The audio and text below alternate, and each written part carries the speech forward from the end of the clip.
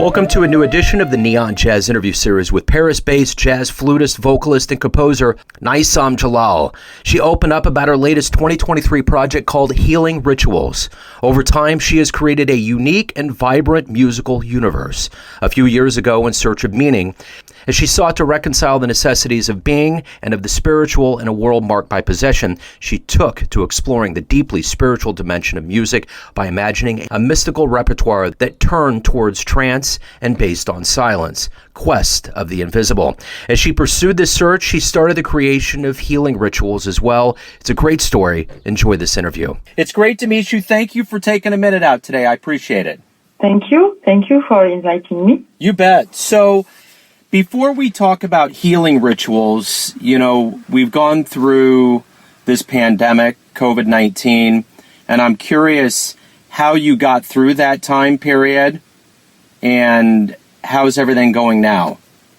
In the period of curfew, I was, at the beginning I was enjoying being at home, but then it was too long not having concerts and it was very hard. Not being able to be in touch with the public, to play music together, it was very hard. And now it's okay because now I'm playing again and I'm having lots of concerts and I'm traveling again. I was traveling a lot last year in Finland, Estonia, all Europe and India. And this year I have this concert in New York and Canada and Germany and France. So it's very nice. Does it really, the release of this album kind of bring everything full circle? Does this make everything feel really good to have new music along with live shows? For me, it's a little bit different because I'm not touring only with the new project. I'm touring with the new project, but I'm also touring with my trio, Quest of the Invisible, which is a trio I begin in 2017, and I'm also touring with my quintet, Rhythms of Resistance, which is a band I begin in 2011.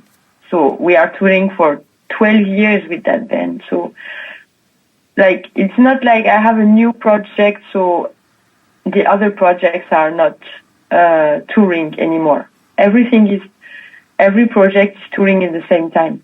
How did this journey into jazz begin for you? At the beginning, I learned music at the Conservatoire, the Western Classical Flute and Music. I didn't like jazz music because I didn't feel the soul of it. And once I was touring in Mali, in Western Africa, and I was with my friends, and we were playing concerts with the Malian musician from Mali. And I was always saying, I only love funk music. I don't like jazz. And so my friend, he said, okay, listen to that. And I was in Bamako, and he put some John Coltrane in my ears. It was Ole. So for me, it was a great meeting with jazz because I entered in jazz from the modal part of it, from the modal free spiritual part of it. What is it that you like the best about being a professional musician? I love playing music every day. I love to have nothing else to do for real than playing music. Of course, I have other things like managing the rehearsals, managing the social network, the things like this, but most of my time is practicing, rehearsing, being on stage, playing music, sharing music and love with people, and that's the best part of being a musician. So, why do you love jazz? I don't love all jazz. I love some jazz. It's like for any music, because I think jazz is a lot of things. If we consider jazz as the heritage from Afro-American people, if we consider it's music that was accompanying the revolution for them to be equal citizens, then jazz is a great thing. But if we consider that jazz is a style of music which is rejecting other people which are not the jazz musicians, so then that's not great, you know? So it depends on what you call jazz, and it depends on who is playing. Because there is musicians, they say they are jazz musicians. I'm not sensitive to what they are playing. But there is other musicians, for me it's very deep. It touches me very deep. Like John Coltrane, Alice Coltrane, of course, like all these musicians from the 60s, 70s, like Pharoah Sanders, Gil Evans, Miles Davis, this modal period of Miles Davis. You know, so there is many things I love, and there is things that are not touching me, but because, of course, there is a cultural issue also. You know, for example, bebop is not part of my culture. And I think if I was born in the US, maybe I would be touched by bebop. But since I'm born in France from Syrian parents, I was more sensitive to modal music because it has more sense with the non-Western music tradition. So let me ask you this. Let's say you come to Kansas City to perform live, and you have to try to get people to come to see you live. How would you describe one of your shows? The show I will do in the US, in New York, at the Lincoln Center, is with my trio, Quest of the Invisible. It's a very deep, meditative, trance, spiritual kind of experience. That's what I can say. People, when they come, they relax, they feel better, they feel deep feelings. That's what they say to me. And sometimes, many times they cry because music comes to touch some place in their heart or in their soul that needs to be free.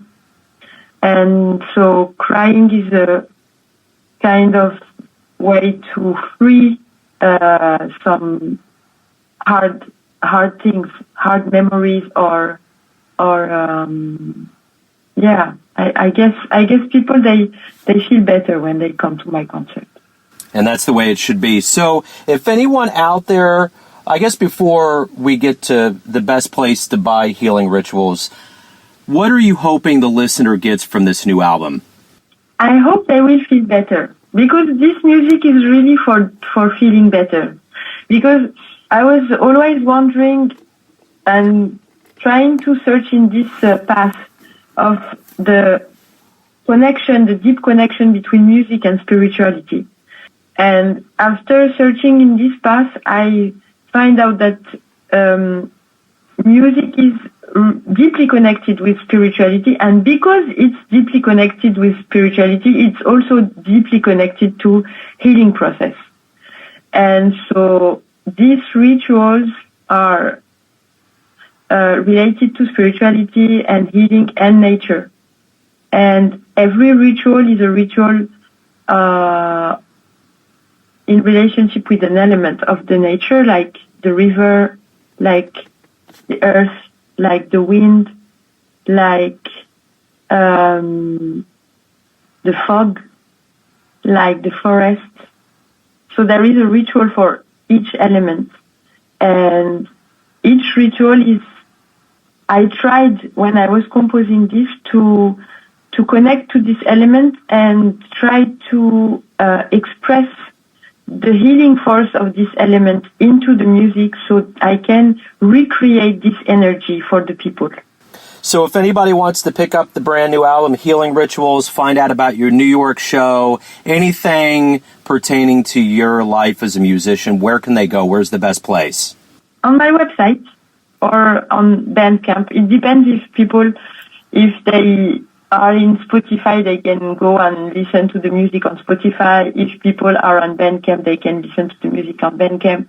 But if they want to have a very good knowledge of my music and my different projects and listen to music, they can go on my website, naissamjalal.com. Wonderful. This has been great. Thank you for opening up about the new project, your life and music. Best of luck with it and with the live show in New York and beyond. Thank you very much. Thanks for listening and tuning in to another Neon Jazz interview. We give you a bit of insight into the finest players and minds in Paris, Kansas City, and spots all over the world, giving fans all that jazz. If you want to hear more Neon Jazz interviews, you can find us on Spotify and Apple Podcasts. Subscribe to us at YouTube. And for everything Neon Jazz, go to theneonjazz.blogspot.com. Thanks again to Naïssam for time, energy, and cool. Until next time, enjoy the jazz, my friends.